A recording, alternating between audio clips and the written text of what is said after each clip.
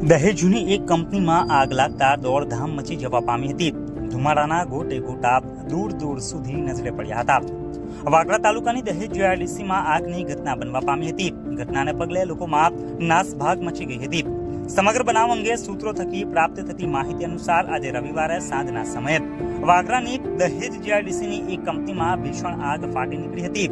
ઘટનાની જાણ થતાં જ ફાયર લાશ્કરો ટેન્ડરો લઈને ઘટના સ્થળે પહોંચી ગયા હતા અને આગ ઉપર કાબુ મેળવવાના પ્રયત્નો હાથ ધર્યા હતા. કંપનીમાં સતત બ્લાસ્ટ થવાને કારણે લોકો પણ ભયભીત બન્યા છે. આગની ઘટનાને પગલે આસપાસના લોકોમાં અફડાતફડી સાથે ભયનો માહોલ ઉદ્ભવ્યો હતો. દહેજ પોલીસ પણ ઘટના સ્થળે પહોંચી જઈ જરૂરી કાર્યવાહી આરંભી હતી. જોકે આગ કઈ કંપનીમાં લાગી છે તે ચોક્કસ જાણી શકાયું ન હતું, પરંતુ દહેજ જીઆઈડીસીની શ્વેતાયાન કેમ્પેક્ટ પ્રાઇવેટ લિમિટેડ નામની કંપનીમાં આ ઘટના સર્જાઈ હોવાનું આધારભૂત સૂત્રો થકી જાણવા મળ્યું છે. આ લખાઈ રહ્યું છે ત્યાં સુધી ઘટનામાં કોઈ જાનહાનિના અહેવાલ સામે આવ્યા ન હતા, પરંતુ બિલ્ડિંગના ઉપરના માળે કેટલાક લોકો ફસાયા હોવાની પણ માહિતી સાંપડી રહી છે.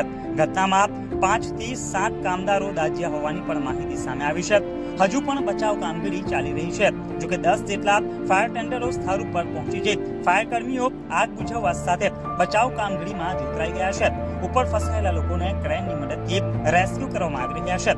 ઘટનાની જાણ થતાની સાથે જ વાગરા મામલતદારની ટીમ પણ દહેજ ખાતે જવા રવાના થઈ ગઈ છે.